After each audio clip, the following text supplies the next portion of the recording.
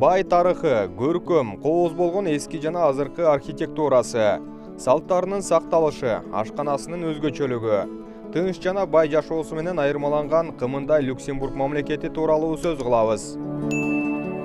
Люксембург батыш Европадагы деңиз менен байланышы жок чакан мамлекет.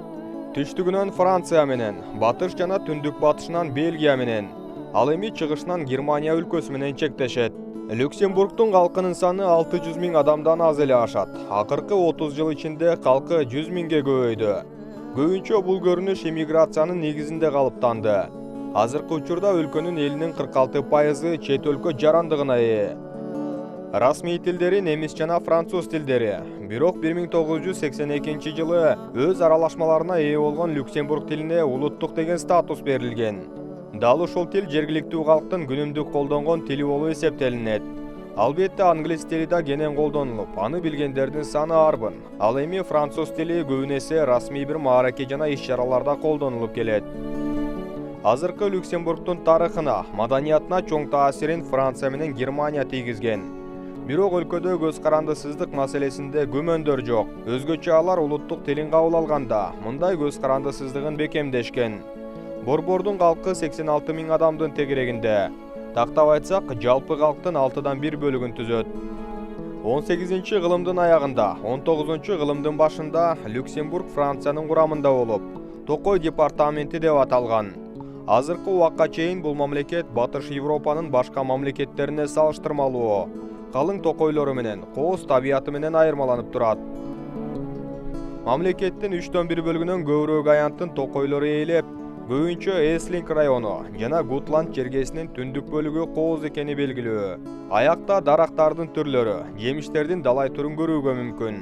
Бул аймактарда атайын лицензия менен аң улоого чыгууга да уруксат берилет. Люксембургдун Европадагы расмий символу Адольф көпүрөсү.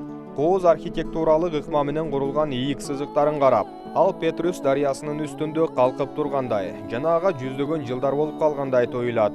Бул көпүрө 1903 жылы курулуп бүткөн. Азыр Люксембургду эч ким бул көпүрөсүз элестете албайт. Анткени ал жогорку жана төмөнкү шаарды, Люксембургдун 2 бөлүгүн бириктирип турат. Максималдуу бийиктиги 42 метрди түзүп, жалпы узундугу 153 метрге созулат. Чоң герцог ордосу борбордун жүзү жана улуу герцогдун үй бүлөсүнүн резиденциясы. Ал Испания Ренессанс стилинде 1572 жылы курулган. Люксембург көптөгөн ордолорго бай өлкө. Тарыхчылардын айтымында жогорку аталган эки чоң өлкөгө жакын болуп чектешкени мамлекеттин жашоочуларына таасирин берип, немис жана француздардын тегил же бул өзгөчөлүктөрүн алышкан. Немистерден Люксембург жашоочулары эмгекти сүйүү, жоопкерчилик, тыкандык, идеалга умтулуу сыяктуу сапаттарды сиңирип алган болсо, француздардан достор менен таттуу мамиледе болуу, же кесиптештер менен тыгыз байланышта болуу, жалпы эле мамиле куруу адебин үйрөнө алышкан. Мында географиялык өзгөчөлүгүнө байланыштуу чоң эмес Люксембургда көп тилдүүлүк жайылган. Люксембург өтө тынч мамлекет. Жергиликтүү жашоочулар ашыкча ызы чууну сүйбөй бир калыпта жашап келет. Эмоциялык жактан алар анчалык ачылган эместей да көрүнүшү мүмкүн. Бирок бул алардын улуттук өзгөчөлүгү. Өлкөдө жогоруда айтылгандай немистердин диалектиси жана француздардын сөздөрү аралашкан Люксембург тилинде өз ара баарлашып келишет. Алар жумуштан үйгө келгенде сыртка чыгууну жактырышпайт. Бул аймакта эрте жатып, эрте туруу деген атай эрежелер да бар. Ага байланыштуу бири-бирин кечке маал чалуулар менен козгоо туура эмес кабыл алынат. Бирок ошол эле маалда алар тааныш эмес адамдар менен баарлашууда өтө сылык келип, өздөрүнүн агыз эмоцияларын ачыктап көрсөтө бербейт. Туристтердин таң калуусунда Европанын эң негизги католик мамлекети Польша эмес, кичинекей Люксембург өлкөсү. Алакандай Люксембург көп убакытка чейин көз каранды болуп келгенине карабай, жашоочулары улуттук өзгөчөлүктөрү, маданияты менен сыймыктанып келишет. Алар түрдүү тармактарда өздөрүнүн салттарын карманып, тарыхый тамак даярдоо рецепттерине чейин биринен бири өткөрүп маани беришет. Андан сырткары музыка фестивалдары өткөрүлүп, уюштурулган майрамдарда гранттар жана сыйлыктар берилип келет. Бул өлкөдө музыкага өзгөчө көңүл буруп, ар бир кантондо же райондо салттуу аспаптарда ойногон өздөрүнүн жеке хору менен оркестри да бар. Бийлик өкүлдөрү илимде жана адабияттагы жетишкендиктерге атайы акчалай сыйлыктарды беришет. Люксембургтун калкы кандайдыр бир чоң бийиктерди багынткысы деле келбейт. Алар өздөрүнүн чакан, бардык шарты бар мамлекетиндеги жашоосунан рахат алып жашайт. Бул мамлекет жөнүндөгү кызыктуу фактыларга өтсөк, Люксембургда расмий иштеген адамдардын жарымы өлкө жашоочулар эмес.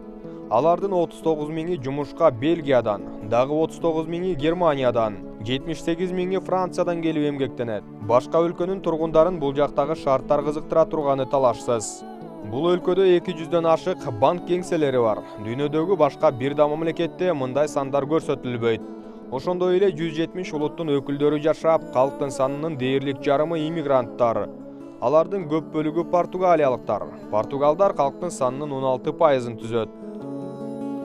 Люксембург ири компаниялар үчүн бейиштей жер деп атаса да болот. Анткени өлкөдөгү салык көрсөткүчү дүйнөдөгү эң төмөнкүлөрдөн. Демек, бизнес жүргүзүүгө да ылайыктуу болгон жер. Шайлоо мезгилинде бул жакта Европанын башка өлкөлөрүнө салыштырмалуу добуш берүүчүлөрдүн катышуусу эң жогорку көрсөткүч 91%. Люксембургда автоунаа колдонуучулардын сандык катышы да эң жогоркулардан. 1000 адамга 600 унаа туура келет. Кызматкерлердин көбү башка өлкөдөн келгенин эске алганда, бул факт түшүнүктүү эле. Дүйнөдөгү эң коопсуз мамлекеттердин арасына кире тургандыгы жөнүндө да кеп кылдык. Бул мамлекеттин жашоочусу куралдуу чабуулдан көз жумушу дээрлик мүмкүн эмес. Өлкөдө болгону 2 түрмө бар. Дүйнөлүк картада аз гана жерди ээлеп турганына карабай, азыркы адамзаттын тарыхына чоң таасири бар өлкө. Европанын финансылык жашоосунун эпицентрлеринин бири болуп, дүйнөлүк масштабта ишкерлерди өзүнө тартып турат. Укмуштуудай жаратылышы, элинин жардамга жакын болгону, экономикалык жактан өнүккөнү бизди таң калтырбай койбойт. Мына ушундай достор, Европада жайгашкан чакан мамлекет тууралуу билип алдык окшойт. Алдыда да кызыктуу фактылар жана окуяларды көрүп туралы. Сөзсүз каналга жазылууну унутпаңыз.